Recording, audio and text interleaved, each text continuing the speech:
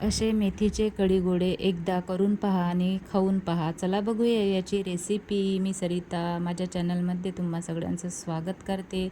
तर कढी गोळ्यासाठी इथे एक मोठा वाटी चणा डाळ घेतली, भिजवलेली, छान कोरडी झालेली आहे ती.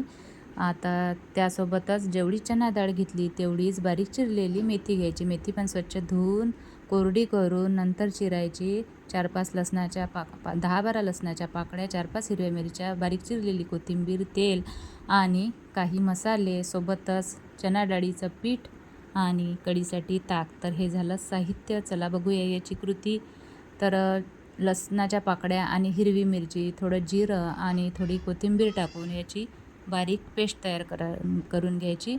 ही पेस्ट अशी करायची, बारीक करायची आणि साईडला काढून घ्यायची. याच भांड्यात आपली भिजवलेली डाळ पण बारीक करायची. 2 बॅचमध्ये ही डाळ बारीक करून घेते. छोटं भांडं आहे आणि अशी रवाळ बारीक करायची, जास्त जाड ठेवायची नाही. सगळी डाळ अशीच बारीक करून घेतली.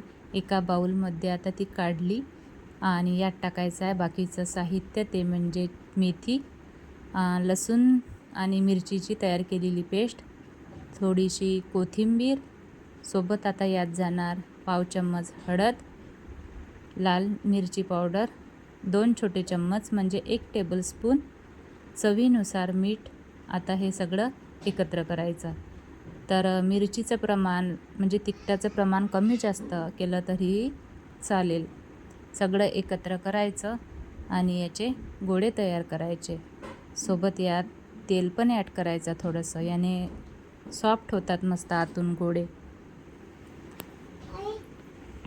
तर याचे मध्यम आकारात गोळे तयार करून घ्यायचे. तुम्ही लांब किंवा असे गोल कुठल्याही आकारात गोळे केले तरीही चालते.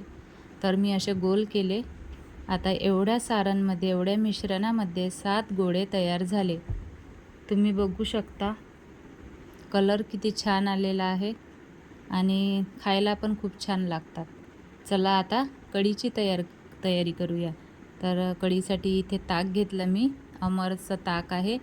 जेवढं ताक घेतलं तेवढंच त्यात पाणी टाकते, कारण थोडं आंबट होतं. आणि सोबतच 1 चम्मचभर बेसन पीठ. सगळं एकत्र करायचं, रईने घुसळून घ्यायचं. छान एकजीव झालं पाहिजे ते. आता हे साईडला ठेवायचं आणि कढीला फोडणी द्यायची.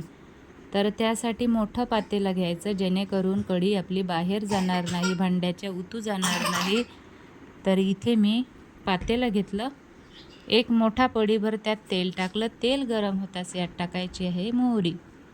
1 छोटा चम्मच मोहरी टाकली. तडतडलं की त्यात टाकायचं आहे जिरं 1 छोटा चम्मच आणि 10-12 कढीपत्त्याची पाने, सोबतच हिरवी मिरची आणि लसणाची केलेली पेस्ट.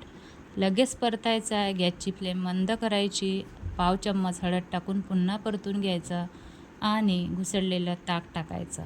तर ताक टाकल्यानंतर गॅसची फ्लेम ही मध्यम ठेवायची आणि याला मस्तपैकी असं फिरवत राहायचं. तर कुठपर्यंत फिरवायचं? जोपर्यंत याला उकळी येत नाही. जोपर्यंत उकळी येत नाही तोपर्यंत असं फिरवत राहायचं, जेणेकरून ही कढी फुटणार नाही, एकजीव होईल. त्यासाठी फिरवणं खूप आवश्यक आहे. चवीनुसार मीठ टाकायचं आणि याला उकळ्या येऊ द्यायच्या.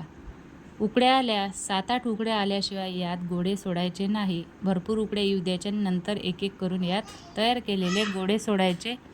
गोळे छान 4-5 मिनटासाठी तरी शिजून घ्यायचे. वर आलेत, कढीवर असे तरंगले की समजून जायचं की आपले गोळे शिजलेले आहे.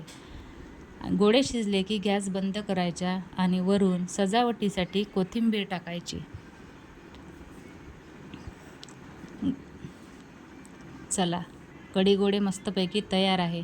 आता गरमागरम मस्त भाजीसोबत, पोळीसोबत किंवा भाकरीसोबत एकदा करून पहा आणि खाऊन पहा. खूप छान लागतात.